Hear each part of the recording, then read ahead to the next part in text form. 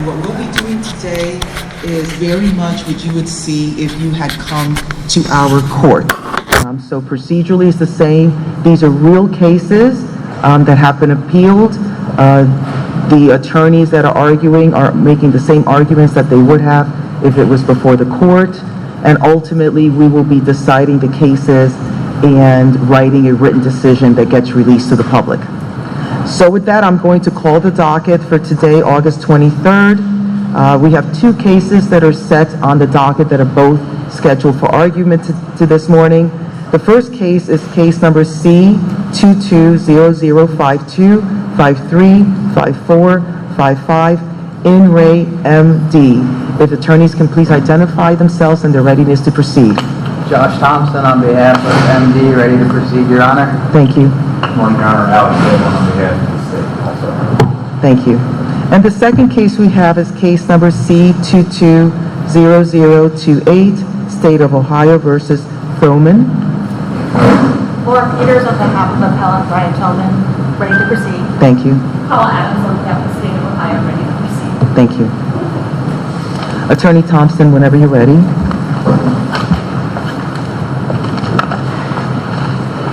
Good morning. Good morning, Your Honor. Would you like to reserve time? Yes, 5 minutes. 5 minutes. You can start whenever you're ready. May it please the court, Counsel Haviland, my name is Josh Thompson. I represent the appellant MD. In our first assignment of error, we allege the juvenile court committed plain error by failing to hear or decide MD's motion to suppress before trial. This is because Juvenile Rule 22D3 requires the juvenile court to hear motions to suppress prior to trial.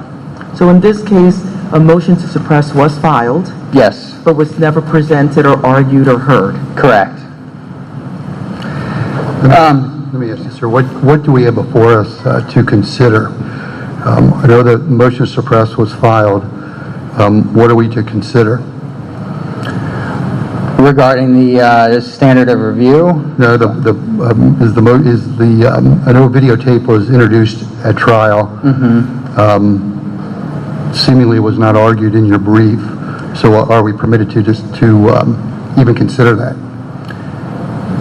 well, I'm arguing plain error, and yes, the video that would have been suppressed was presented in evidence. I will, unfortunately, have to admit that I cannot point to any direct argument that the video should have been suppressed based on what we have before the court today and before the court at the trial level, but my position is that we never got to develop that. It was never developed, and I argue alternatively that perhaps the court could remand this for a limited remand to either hear the motion to suppress or hear that the defense counsel did not want to go forward on it. Can we sua sponte recognize any plain error based upon the video?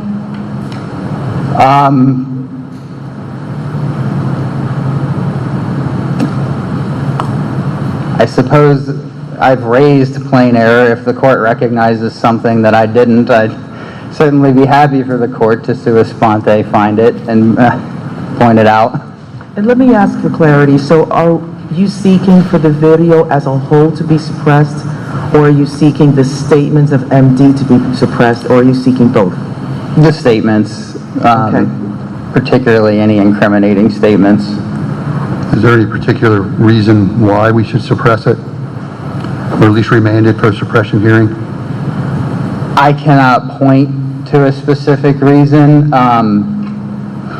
This kind of leads me. How old was MD at the time of the confession?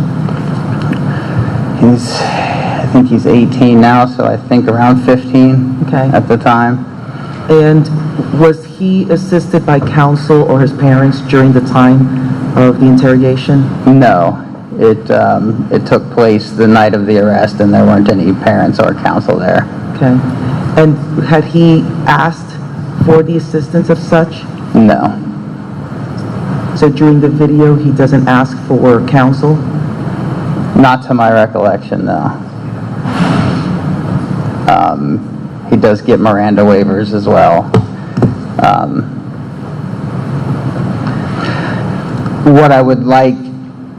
What I find interesting is, say if this were an adult case, and there was a jury demand, there would be a reversal despite any sort of indication that a jury would have found a case differently should the jury demand not have been waived and the case had proceeded to trial.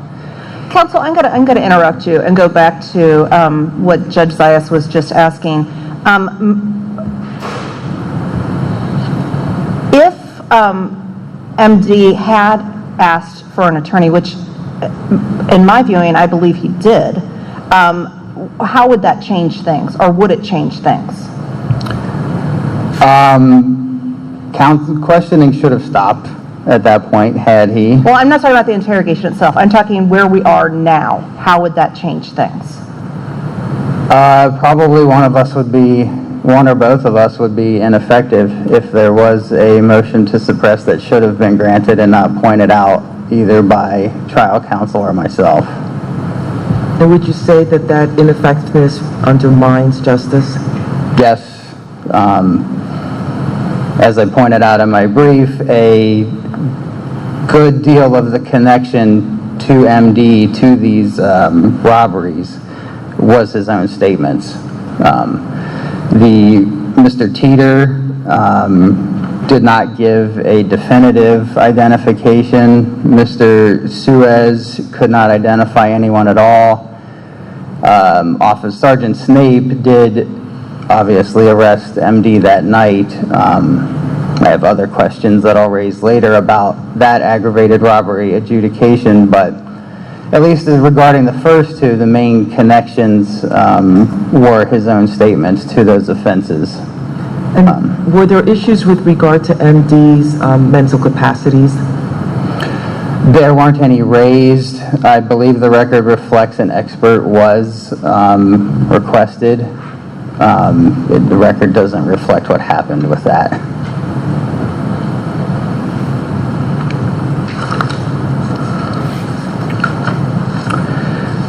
So as far as that's concerned, I would ask the court to either remand for a hearing on the motion to suppress and whether one was requested, or sua sponte recognize an error from trial counsel or myself justifying reversal of these adjudications, because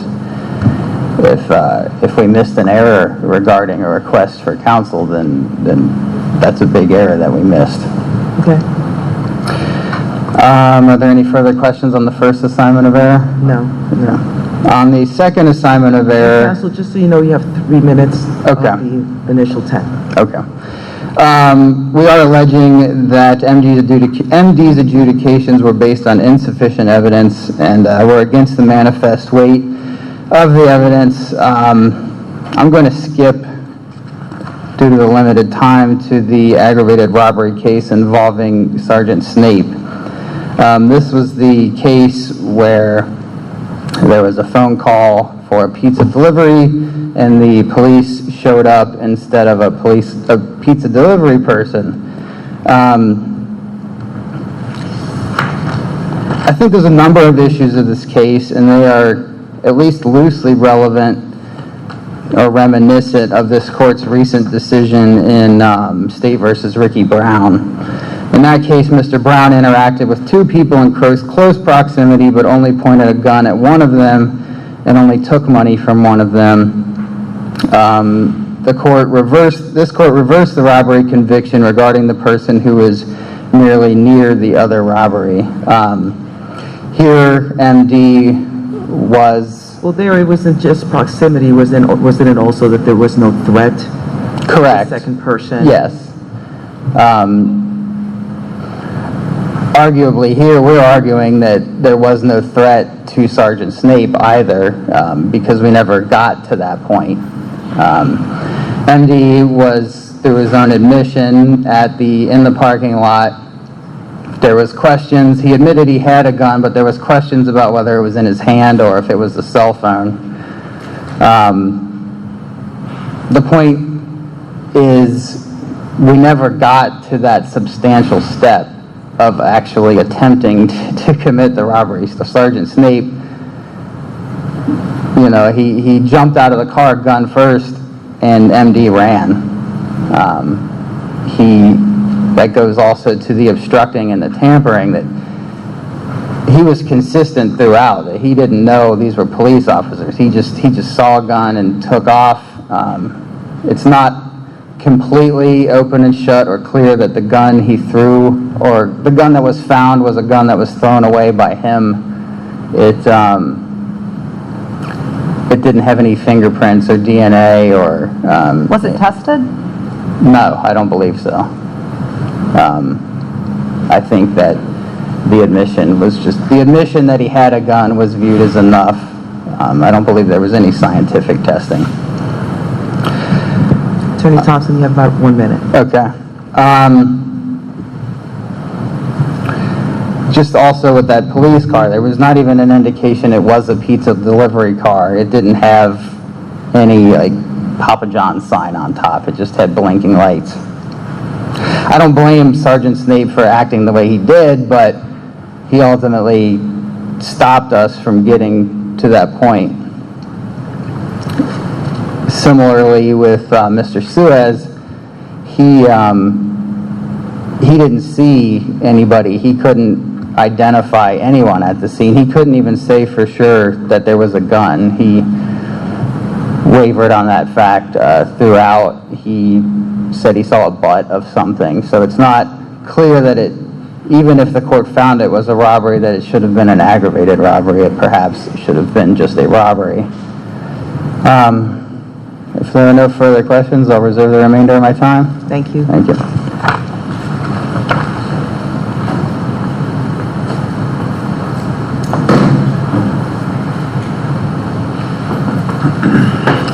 Good morning, Your Honors. Mr. Thompson, may it please the court. Alex Haviland on behalf of the state. I'll start with the first assignment of error.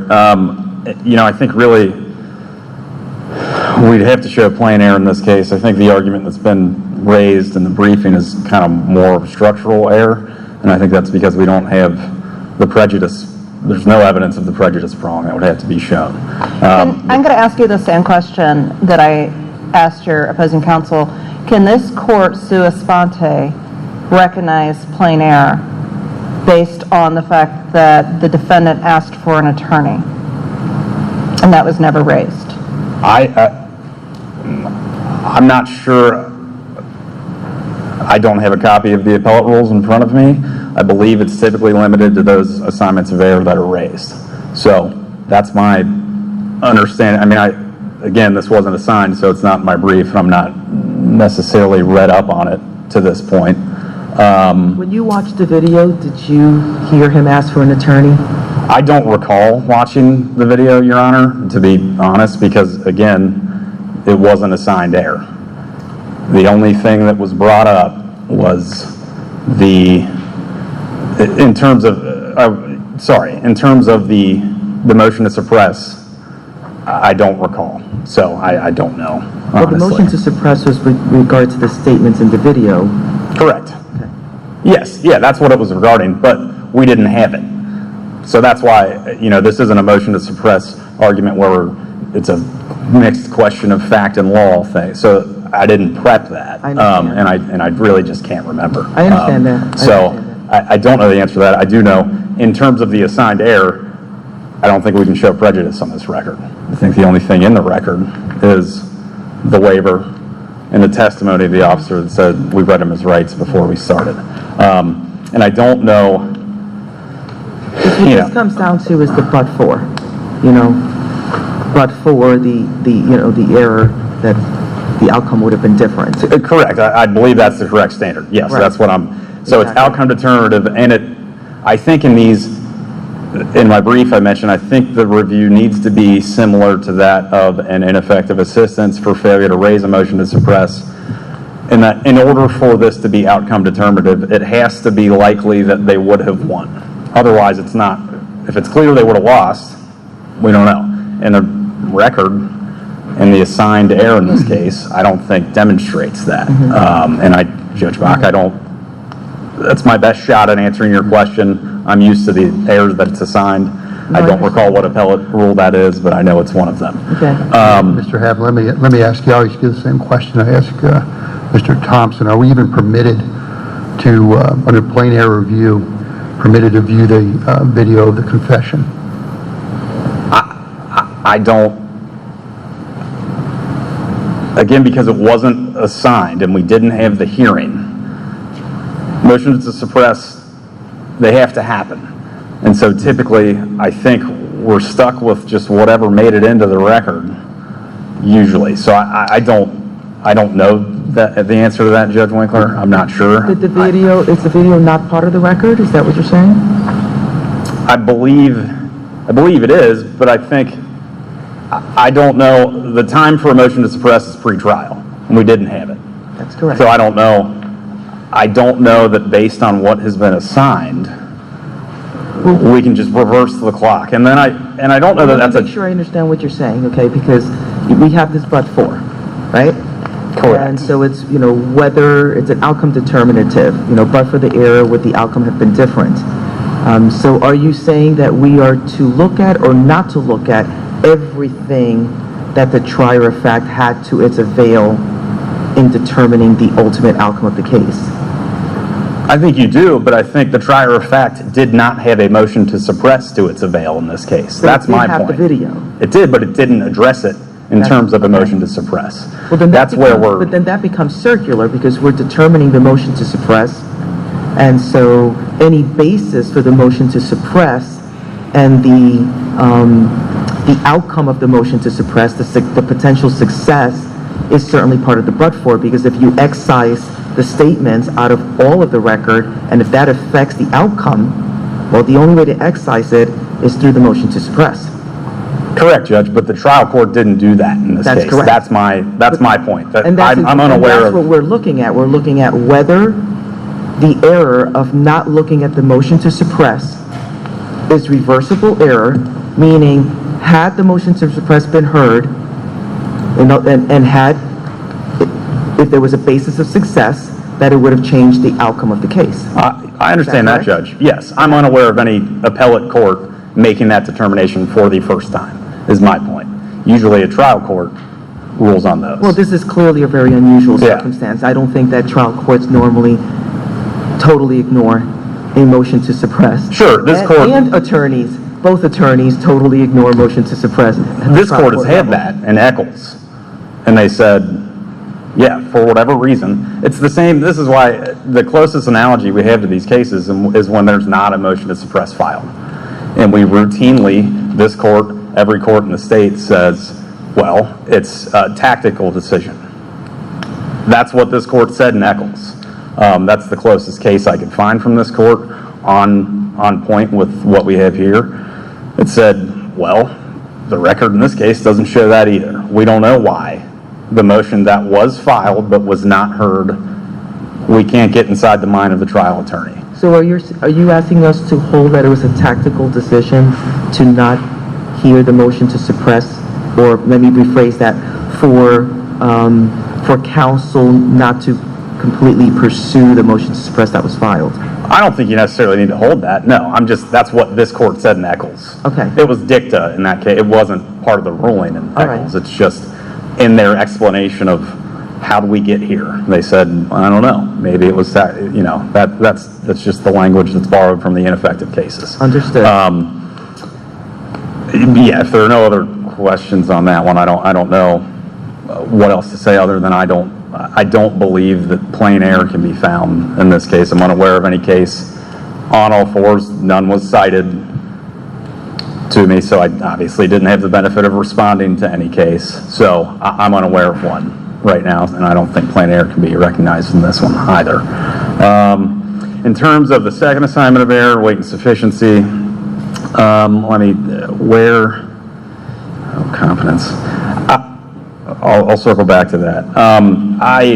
Mr. Thompson spoke mainly about the robbery in which the defendant was actually caught.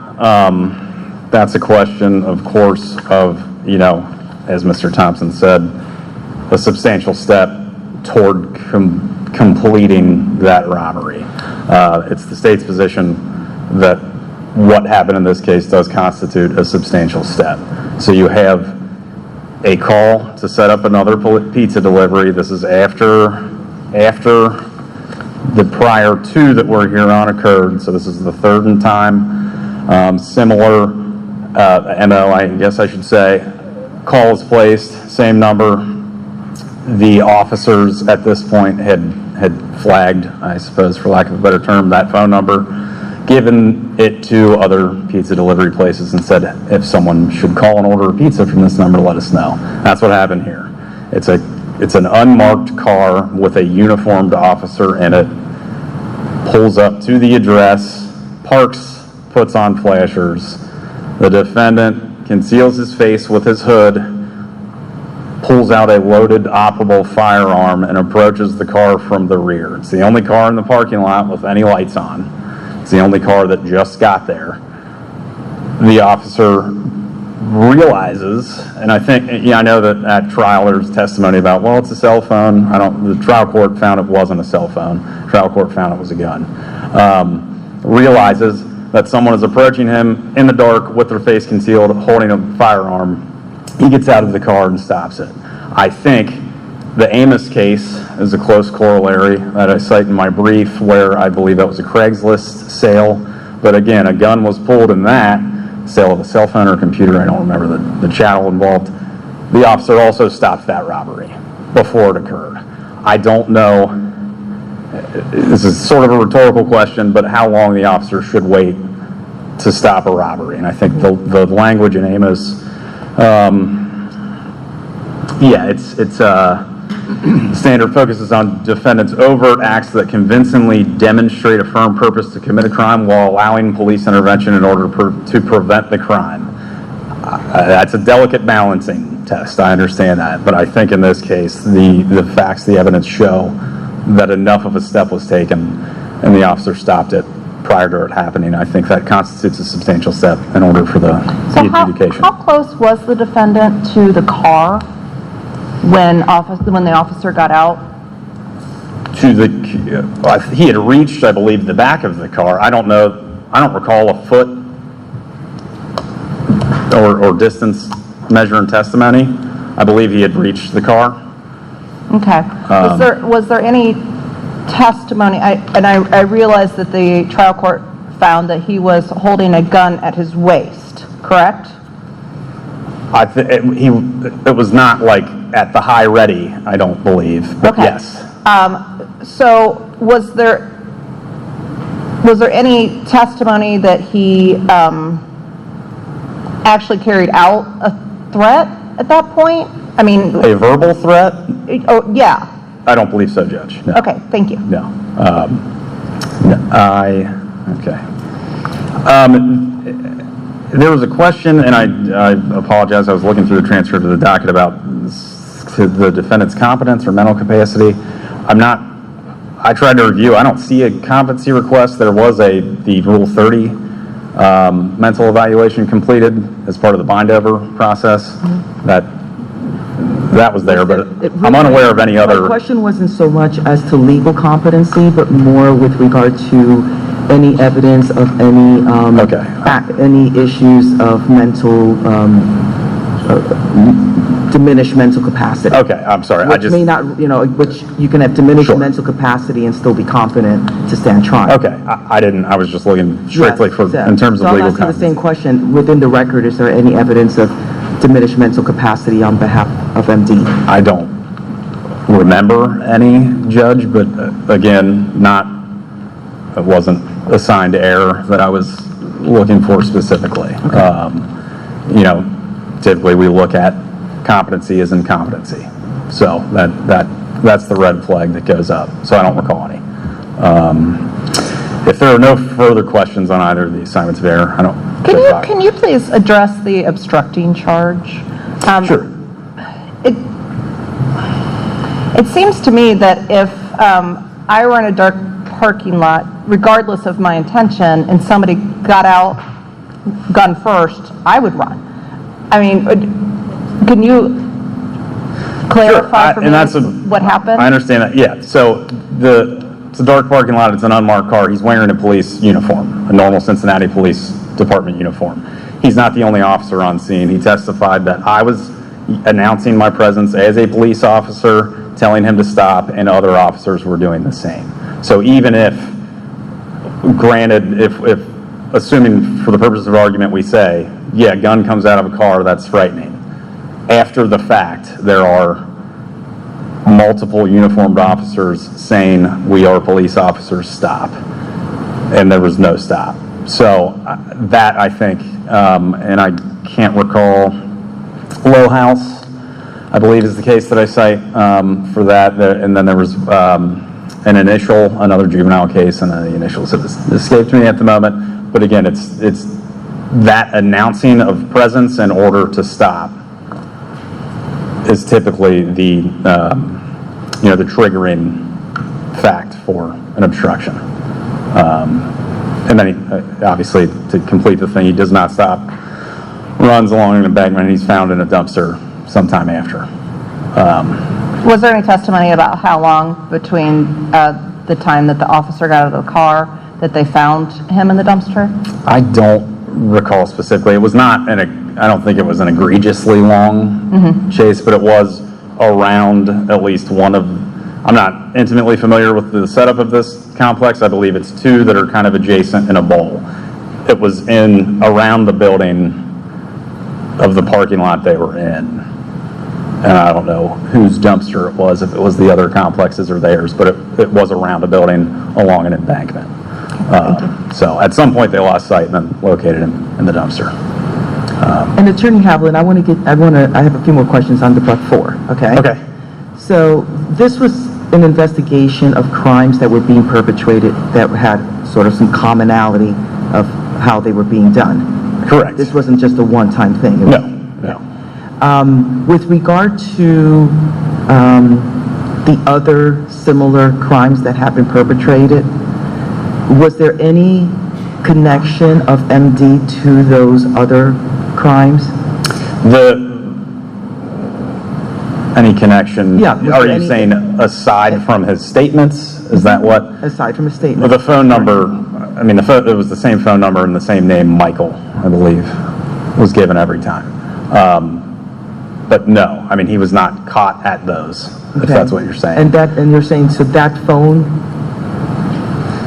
The phone number was the same. It was a phone number generated from a text-free app, and it was used to call in all of them, and it was the same name used. and how was each that time. tied to MD? It was his phone, I believe, that had the app on it, that generated that phone number. That had the same app or exactly the app that generated the phone? I believe the physical phone had the app that had that same number on it. Based on my understanding, I'm not familiar with these apps. His phone had that number. Okay, all right. And I want to go back to the tape interrogation. Sure. Would you be willing to review that? Oh, sure. Well, Okay. yeah, Okay, absolutely. And if you were to find that he did in fact ask for an attorney, would you be willing to brief, if we were to issue an order to brief? Supplemental brief, sure. Yeah, to do a that's supplemental fine. brief on what the standard of review would be before us with regard to that issue. That would be and also helpful. argue it on the merits. Sure, then I can answer a question that way. All right. Sure, that's no All problem. right, thank you. Thank you. No other questions? No other Respectfully questions submit. on that? Okay. Okay, Thank thank you. you, thank you.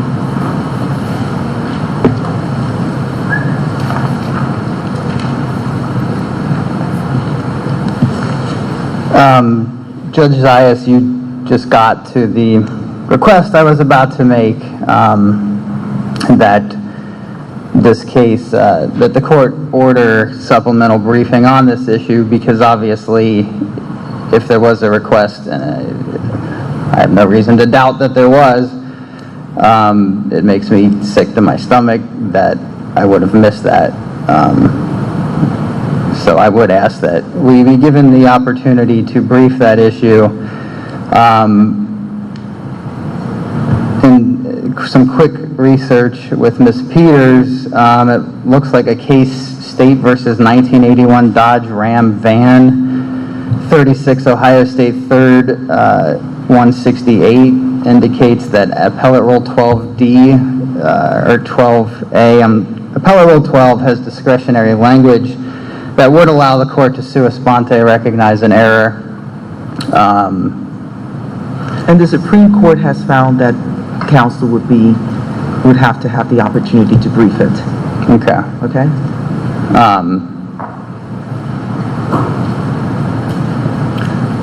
And this isn't totally, I mean, the motion to suppress issue was recognized and raised, so it's not totally out of left field. Right.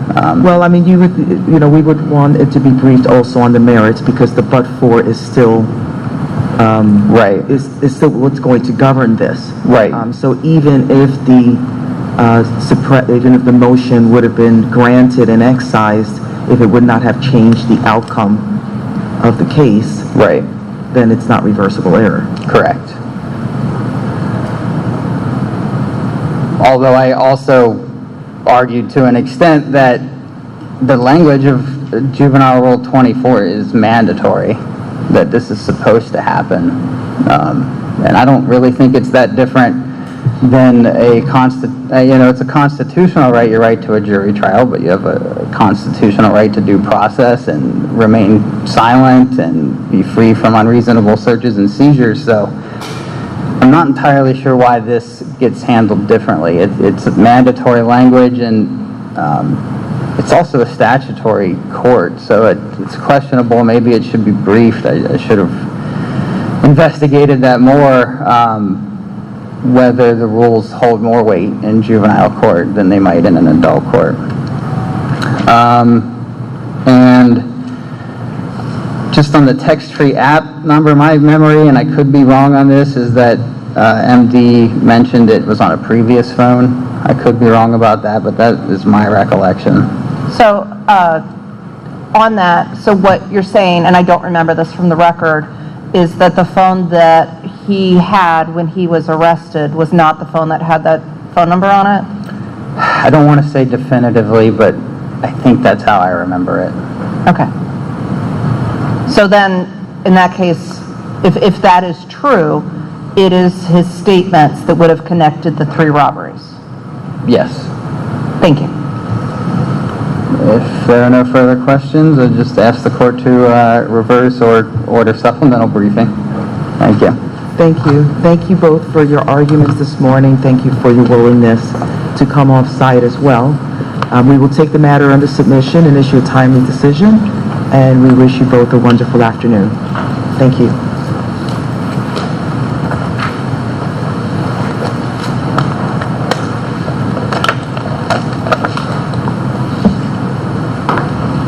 So the next case we have is State v. Thoman.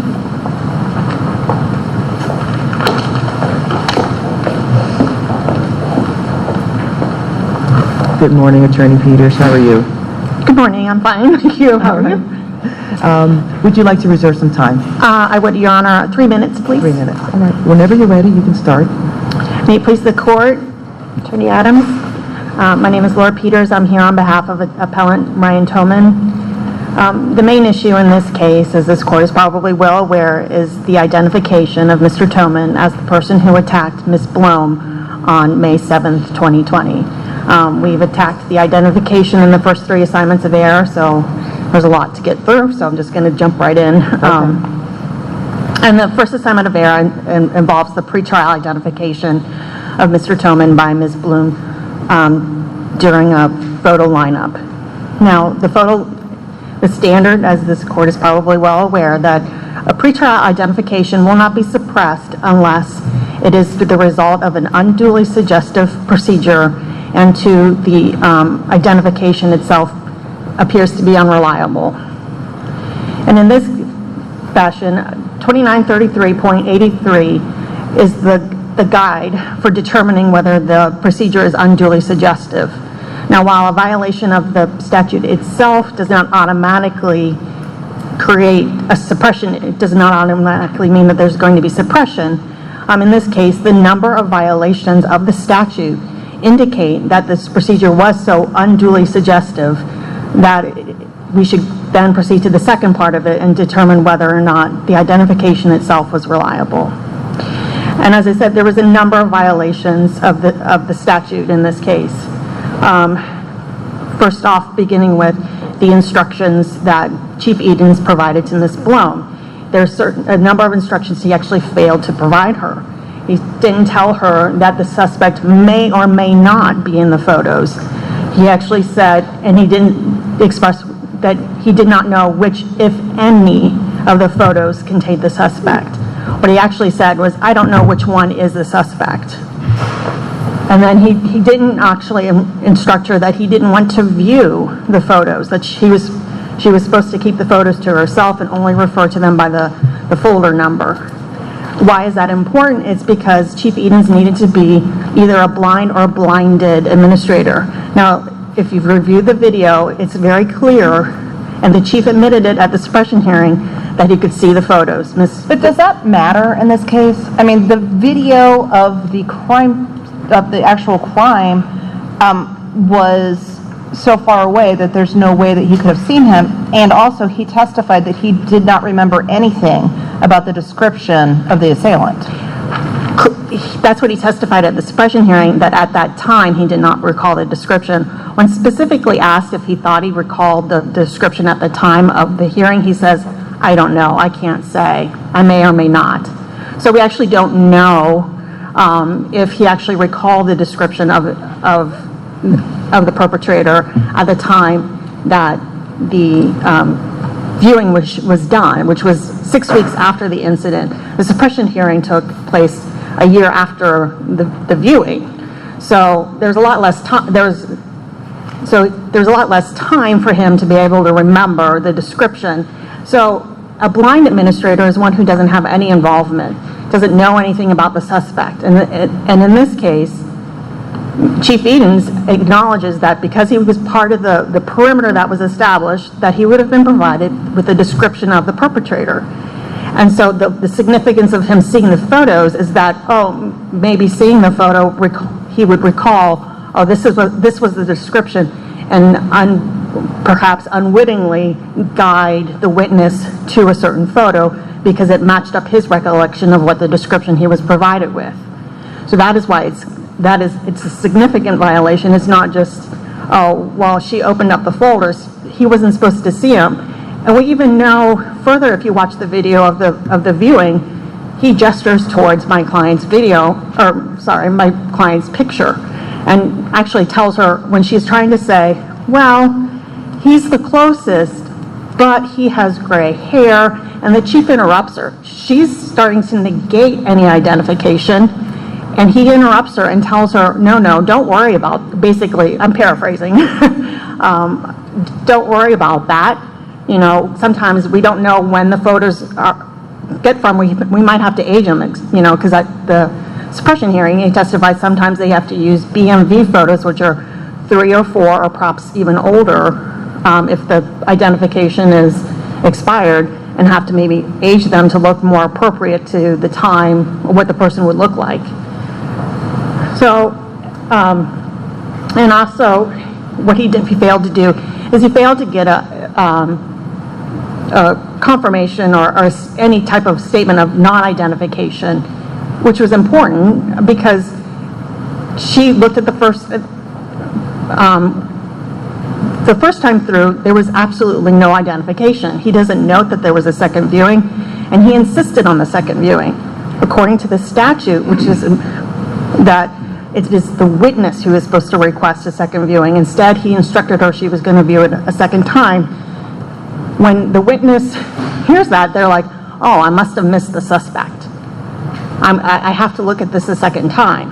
So From the onset, didn't the officer let her know that there was going to be 2 viewings? he did, but again, that would be we say it's in violation of the statute because it's only the witnesses who's supposed to request a second viewing. So if he had instructed her, it still said, oh, you can look at it twice. Still, when after they went through it the first time, she just kind of shrugs her shoulders and was like, And then he goes, well, we're going to look at it a second time. But didn't the fact that, to Judge Zayas' question, didn't the fact that before she viewed anything, the officer said, we're going to look through this twice, didn't that negate any prejudice of him showing it to her the second time after she didn't identify anybody the first time through? Absolutely not. Because if he hadn't insisted, I mean, he could have told her that, but then not followed through with that and not done it until she requested it. The second viewing happened at his insistence. So after the first viewing of that photo array, there was no identification. So it is absolutely prejudicial to my client that there was a second viewing at the chief's request, not at the witnesses. And perhaps the most egregious violation is the chief interrupting her when she's negating an identification to say, don't concern yourself with that. That is telling her, this is the sixth and final photo, and she knew this, the chief knew this, because they had already been through their array runs. There were 6 photos, my client was in the 6th position. At the 6th photo, there's been no identification yet through the second viewing, and she's saying, well, he doesn't have, he's the closest. And she even acknowledges at the suppression hearing that she was not making an identification, that she was just making a statement that he was the closest to the one who resembled the perpetrator. But instead, the chief says, no, don't worry about the fact that you're trying to distinguish this. And then even after the identification, she's further negating her identification, which the chief fails to fully record, that he has a fair complexion, he's not very tall, he's not clean shaven. All of these suggest that, or actually amount to, that the procedure used was unduly suggestive. And then we get to the reliability of the witness's identification. And in this case, there were 3 elements that she was very adamant about from the get-go. That the perpetrator was Hispanic or Latino, he had very, very dark hair, and that he was clean shaven. My client meets none of those 3 qualifications. So her initial pretrial identification... Can you explain how is it that he doesn't meet those qualifications, please? Sure. At the time, we know that at the time, 9 days later, after this incident, my client's in an unrelated course of events, my client's photo was taken by the Hamilton County Sheriff. In there, he has a mustache and a goatee with gray hair on his chin and on his temples. So, and he's not Hispanic. Couldn't he have grown the goatee and if he had very close clipped hair and it grew out a little bit, it would have shown the gray perhaps. I mean, the Hispanic aside, for those 2 things, the clean shaven, he could have easily in 9 days grown facial hair. Not to the extent that was in the picture. And if you look at the trial exhibits where they actually, an investigator for the Hamilton County Public Defender's Office went to the jail 9 days straight after Mr. Toman had clean shaven himself and took a picture roughly at the same time in the morning and took a picture of Mr. Toman. He was not a male who could grow the beard or the goatee to the extent that was seen in the photo that was taken 9 days after the incident. So there was no way she could have mistaken him for someone who was clean shaven. And also, when she looked at his photo, she actually says, the haircut, the haircut is very similar, except that there's gray hair here. So if his haircut was the gray hair would have been shown to her, she would have seen the gray hair at the time of the incident if she could see it in the photo 9 days later. Ms. Peters, let me ask you, just if we were just to assume, or the trial court were to assume, that the photo array identification was unduly suggestive, the fact that your client's DNA was found on 3 items that were found in the backpack left at the scene, as well as the fact that his identification indicated he lived right there in Reading, assume no identification whatsoever. Is that sufficient evidence to prove beyond a reasonable doubt that he was the perpetrator? So that's going more towards the manifest weight argument, Yeah. because the DNA evidence wouldn't be part of the test for the reliability. It's not one of the elements. So one of the elements for the I know, reliability. just assume there's no photo array, no identification. Okay, no, See, I have no idea who did this. No, because actually, maybe your recollection of the facts is that it was Mr. Tobin's mother who used to live near the Reading feed mill. Okay, but Not he- that Mr. Tobin was. I He thought was- his identification indicated that he did live in the vicinity, or at least at one time he would have. I don't recall that I think he acknowledged that at times he would use her address as his, but he Okay. never lived with her, and he testified he was actually homeless, and that he actually had no access to his mother's address, or to his mother's house. So how would you address the DNA evidence The then? DNA evidence, one of three. There were three major contributors to DNA, only one of which was my client. There were two major contributors on the backpack. I'm sorry, two major contributors on the backpack, and then there was a minor contribution of which they couldn't establish a DNA profile for. Now, I can't remember which DNA tech, I apologize, but I do know she said that the minor contribution can be from one or more people. It's just a portion of their DNA. The face mask contained contained two major contributors, which did not match so one matched my client, and then but the two major contributors that were not identified, the one on the backpack and the other one on the face mask, those were not the same person. So we have at least three people who has a full DNA profile that was in the backpack or on the backpack or in the stuff. So that's a 1 in 3 chance. What was the evidence of ownership with regard to the backpack? The evidence of ownership was essentially, I'm thinking that the state was using was the DNA, and my client did acknowledge that in March of that year he was homeless and he had gotten the backpack and it was full of hygiene products, and that is actually borne out by the listing of items that were in the backpack, that there was a number of hygiene packets and I believe a manicure set was in the backpack. And then he said it was stolen from him.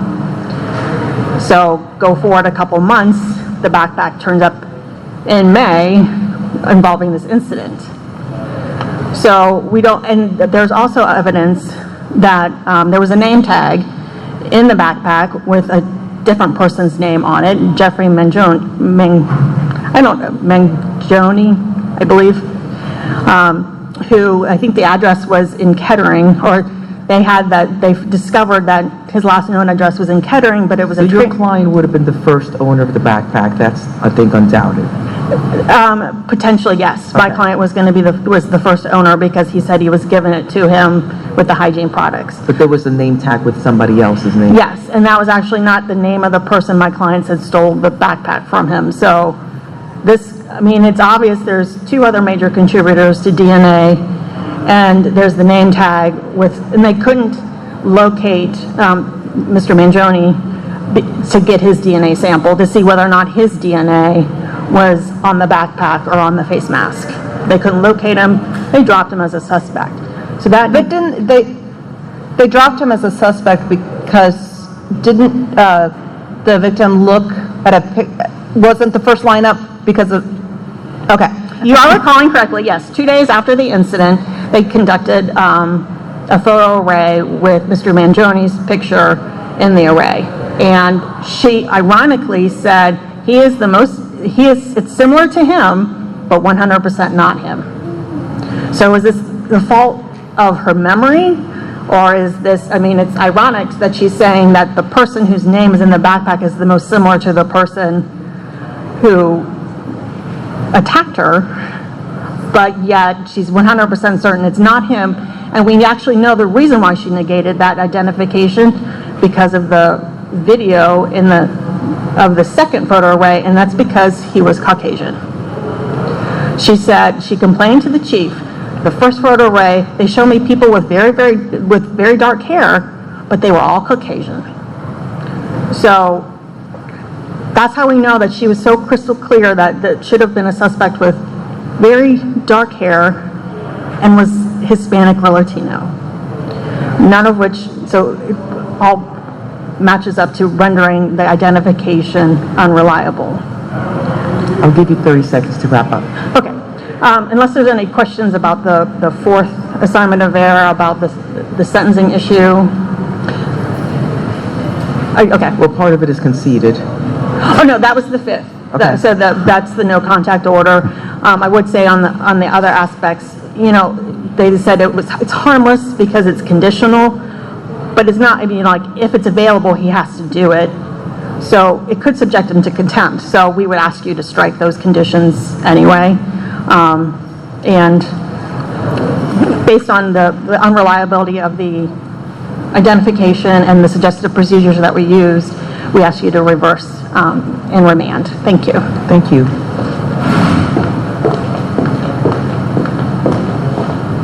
Good morning, Your Honors. May it please the Court. Good morning, Ms. Attorney Peters. Adams. I'm Paula Adams on behalf of the State of Ohio. With regard to the motion to suppress, I think that this Court has the advantage of having a very thorough analysis that was provided in written form from the trial court. So each of the aspects, the requirements of 2933.83 were addressed by the trial court. With regard to the blind administrator, again, that was borne out through the hearing. The trial court acknowledged all of the factors that have been raised, but determined that regardless, that she did consider Chief Edens to be a blind administrator under those circumstances. And again, this was a second photo lineup. That wasn't really an issue in the motion to suppress, but the timing here, we have 5 weeks between the offense and the second photo lineup. The trial court also specifically found that the fact that the entire second photo lineup was recorded, certainly that's the best evidence, and this court, you know, that's in the record. This court will have the ability to review that. So, Ms. Adams, was it proper for the detective, or for the chief, I guess, to comment on the fact that when the victim said his hair is gray, though, this is the closest, but his hair is gray, was it proper for the detective to make the comment about how the photos could be aged? Well, I think that, and again, when you look at this in the totality of the entire lineup, this particular victim, she was 78 years old. She spoke a lot. She made comments on each and every one. This was toward the end, or at the very end, and I mean, the next were going to be the blanks. So I think that the Chief Edens' response to that did not negate or make this unduly suggestive, which is again what the standard that in which the trial court found that it was not unduly suggested, and the trial court's analysis of that was that it did not taint it. And I think that's what this court should look at too. And again, that would come from looking at the actual recording. And I think that the recording also negates the claim that, well, he was able to see the photos. He didn't follow that. And the trial court specifically said, looking at the recording, he did not look at them. That's borne out in the recording. That was a specific finding that the trial court made.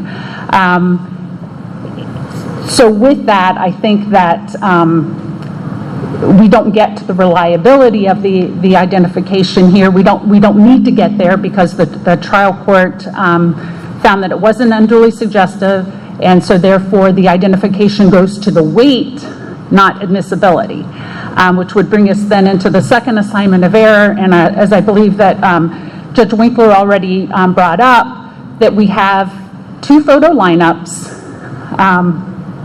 The defendant's not in the first lineup. The defendant is in the second lineup, and his DNA is on the backpack that was discovered at the scene after the offense.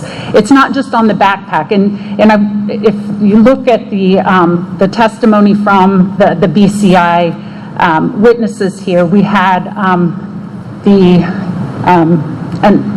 scientist, I guess I'll call her, who determined which areas to swab. And she explained that she wanted to get various sources and various forms. So we have potential touch DNA from the backpack, a specific handle or a strap from the backpack. We have saliva from the face mask, as well as the usable part of the spoon, not the handle, but the part that would go into the mouth. And then we have blood DNA on the charging cord. So there's 3 sources. This isn't just touch DNA. And so what are the chances then, right, that the major contributor that's common across all those items of DNA is also the individual that is identified by the victim in the offense. So I think that, and what's important to keep in mind here is that the credibility was tested by a jury who considered all of this evidence, and they determined that it was sufficient to establish that this indeed was the individual who attacked this 78-year-old victim. And unless there's any further questions, I'm willing to submit the rest of my brief. Thank you. Thank you.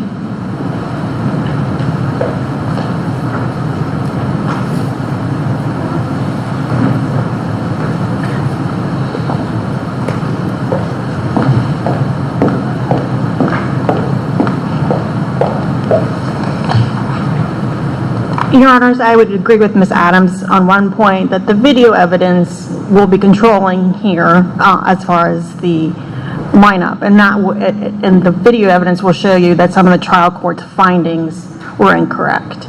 And the fact that the chief actually admitted, if you looked at the transcript from the suppression hearing, admitted that yes, he saw the photos. And there's no way for him not to have seen the photos because they were opened on the open face up on the tabletop.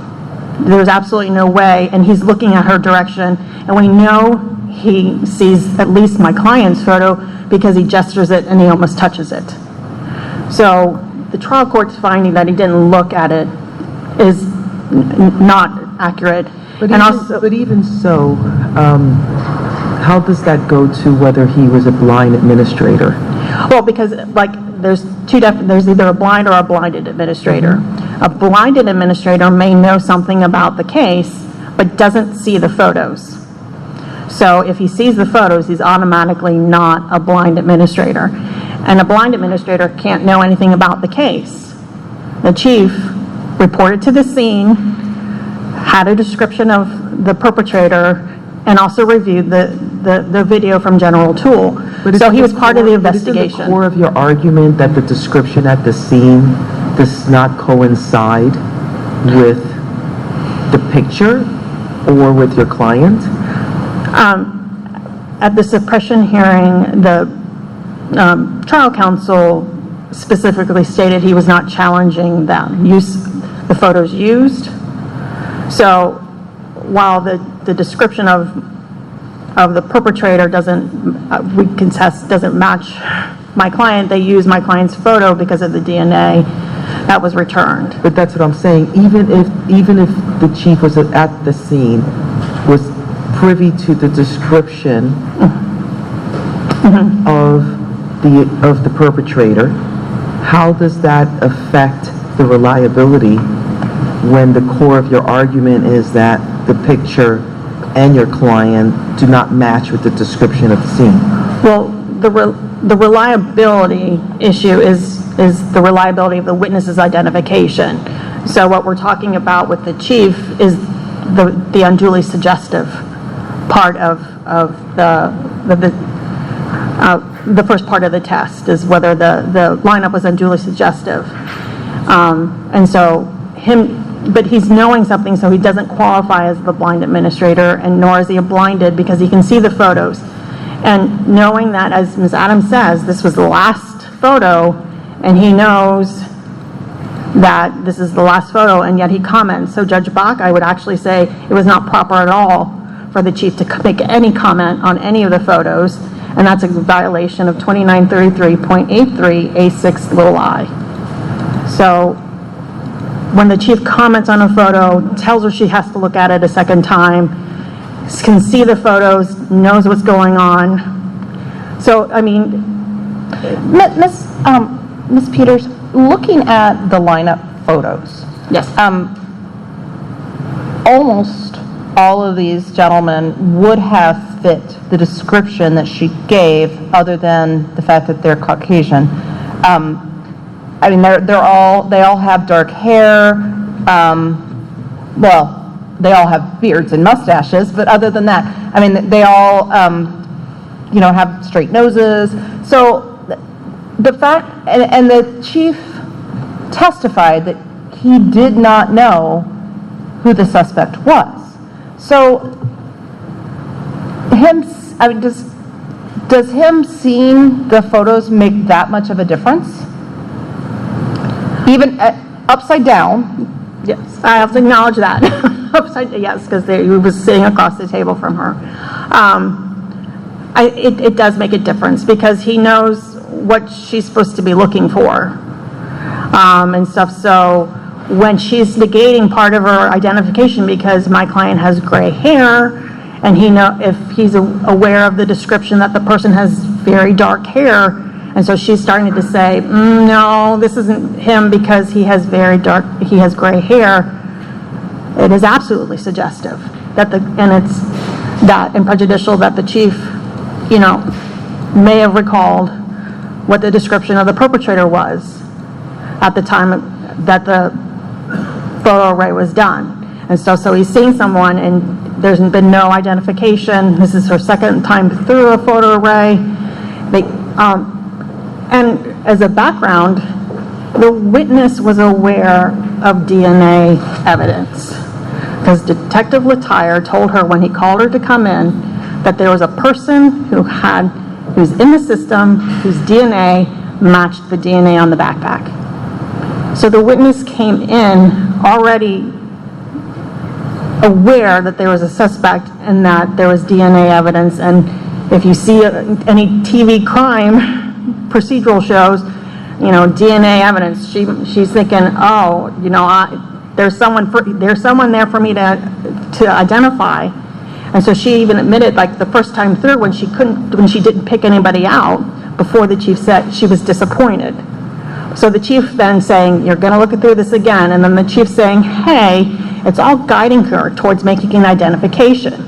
That's why the procedure was unduly suggestive. And then you go and look at whether or not her identification was reliable. And because of those characteristics that she identified at the scene, we argue that her identification is not reliable. If the court has no further questions, we just ask for you to reverse and remand. Thank you. Thank you. Thank you both for your arguments this morning. We will take the matter under submission and issue a timely decision, and we wish you both a wonderful afternoon. Thank you again for also traveling.